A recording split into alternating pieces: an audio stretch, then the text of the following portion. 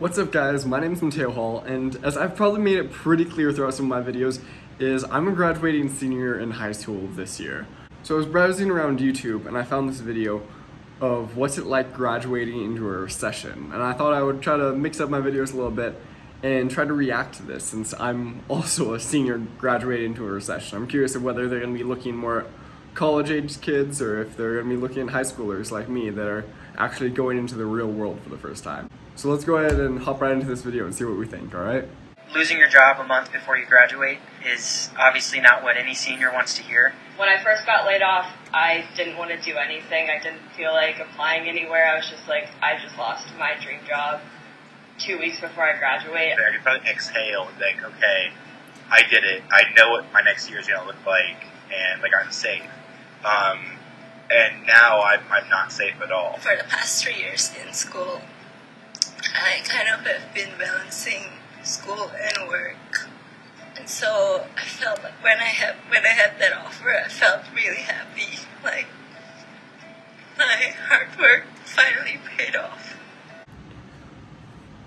So, I also lost my job as this coronavirus started to happen. I was running one of my stores that I was working at the time when this hit really hard. And that really sucked because I thought that was going to be something that really helped build up my resume and everything. But it really just goes to show that you can never really prove what's going to happen next. You can never be too prepared for anything because it really just sucks sometimes. This is much worse than the Great Recession. Over the entire Great Recession, I think maybe 8.5, 9 million jobs were lost over the course of a 5-year period. Between February and April, the United States lost 21.5 million payroll jobs. Okay, now I think that's a little bit deceiving because a lot of these people were temporarily laid off. Yes, okay, some estimates say that only 60 to 80% of the workforce is going to be coming back. But to say that we lost over 21 million jobs in a couple of months is fear-mongering, I think, to say the least. That's a little bit of a hyperbole right there. Yes, there was magnificent job loss, but it's not nearly as significant right now as the Great Recession was. It's definitely going to leave a lasting impact on our society, but it could, and don't get me wrong, it could get a lot worse from here, so knock on wood, but to compare it to being worse than the Great Recession, I think on some levels just isn't true. You know, when I got the call, I kind of knew why they were calling. A call I've been kind of dreading for a while came, and they basically let me know that they had to rescind my job offer because of economic conditions related to coronavirus.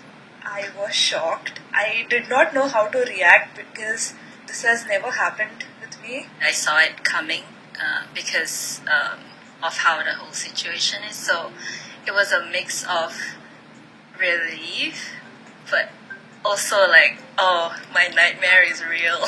So yeah, it's looking like all of these people are graduating from university, and not bad universities either. You notice that the first person they put up there was graduating from Harvard, and they're still getting impacted really hard, which, that sucks. I could only imagine it being much worse for people in college right now. I was talking to some people the other day that are going to college on these sports scholarships, and we were thinking of how those college seniors who are getting scouted right now, how much it must really suck for them, because their entire track season could have been cut right there, and there goes their scouting opportunity. Softball, cut. Soccer's at the beginning of the year.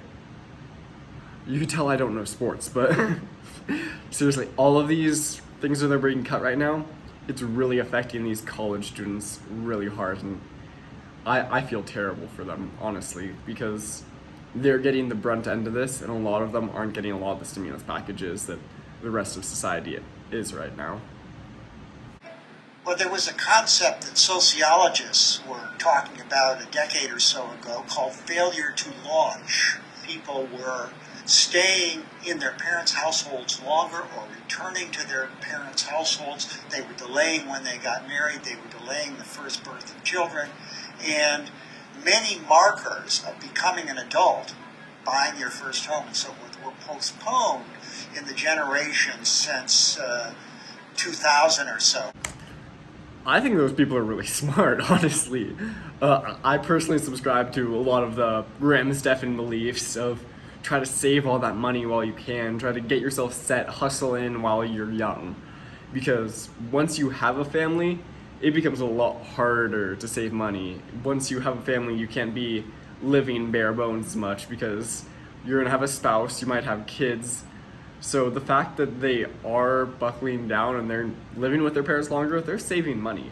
That doesn't sound like a terrible idea to me, but I can see from an economic standpoint, while that might not be the best case scenario. I had previously planned on living with two of my friends in New York City. They have offers there as well. Yeah, I was ready. I was, going to move away from home soon after graduation. That's no longer the case. What I have after graduation is an OPT visa. So once your visa, the start date begins, you have 90 days to find some sort of employment. I think I'm okay. If I have to leave, then I just have to leave, knowing that I've tried my best, I guess. Wow, that would absolutely suck. Is coming to America, getting this great education. I forget exactly where she went to school, but then having to just give that up because of the economy and how our job market ended up being. That sucks. Oh my gosh. I don't qualify for unemployment insurance. I was claimed as a dependent on last year's taxes. I didn't get the $1,200. Yeah, I think I kind of slipped in the crack. See, that's exactly what I'm talking about. People my age to about their age, maybe a little bit older, are really getting hurt by the current stimulus packages. We were excluded from the first $1,200 pack. Several of the places that I worked didn't even record my wages, so when I was looking into unemployment insurance, there was literally about $1,000 that I could show on there that was claimed, but it didn't end up being enough for me to actually collect anything.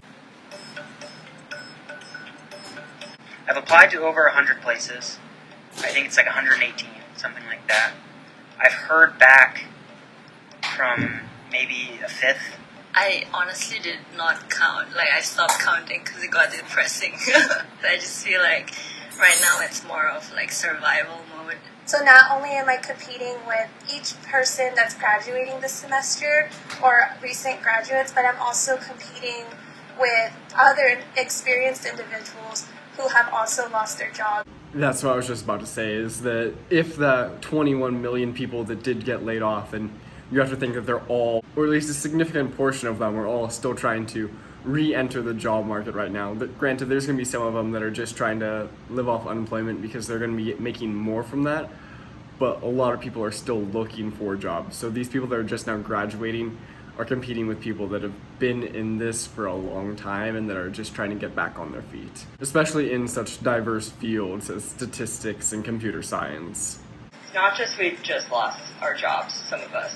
We've lost in-person classes, we've lost seeing our friends, having an in-person graduation, and having a job made me feel some sort of comfort of, at the end of this, it'll all be normal. I'll have some steady level of work, but now I'm back in this uncomfortable mode. I don't know how about a lot of other people are reacting to this right now, but I absolutely hate online classes. I cannot learn just through the computer. It's so much harder for me. So I can imagine being in university right now where the course load is a lot heavier and it's things that you want to understand but don't yet.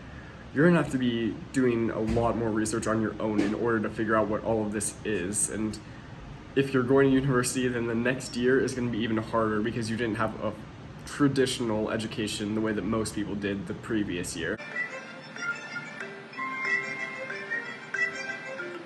So I graduated in 2009 from the University of Oregon with a education degree and then a business minor. I had 0 job prospects. I had had about 10 campus interviews, never got called back for any of them. And had to move back home with my mom in Portland, Oregon. I didn't have a job when I graduated law school, and a lot of my friends that had offers, they'd been revoked or they'd started. After graduating, I still didn't have a job at graduation, so I think, like a lot of people, I moved into my parents' basement for a few months. Like, there's definitely still jobs out there, but they're not really the best right now. I know that a lot of fast food places around where I live are still hiring, but do you really want to be going for a 4-year bachelor's degree and then end up working at a fast food place? I don't think that that's what a lot of these people are aspiring to. Especially there was a guy who's going to live in New York, or at least his plan was to live in New York with some of his buddies. It's really hard to meet ends meet working fast food. I wish that I had been more specific with my skill set. So I was so general. I was always like, I have a good attitude, I'm a quick learner. I had all the buzzwords down, right? I wish I could have told myself, find something that you really enjoy and double down on it so that you're an expert on something. That's the attitude. You need to find your niche. Especially, I think she said she was going into business. Finding your niche in business or real estate or YouTube, you need to find your niche and you have to drive into it. Once you're established in your niche, then is when you can diversify. I think it's really important to be an expert in what you know and be proud of that first. I think it's better to fall on your face right away than it is to do it, 5-10 years in. I really like that girl. Like, she was saying kind of the same thing that I was earlier on. It's right now is the time you could buckle down. You could fall on your face and then move back in with your parents. There's not a lot of risk that's happening at my age. If something bad goes happen, I know that I always have a fail-safe with my parents. Maybe, granted, not everyone has such a good relationship with their parents, but right now is the time to be taking risks. There's not a lot that you have left to lose, honestly. So with nothing on the table, now I can really consider, what do I want to do?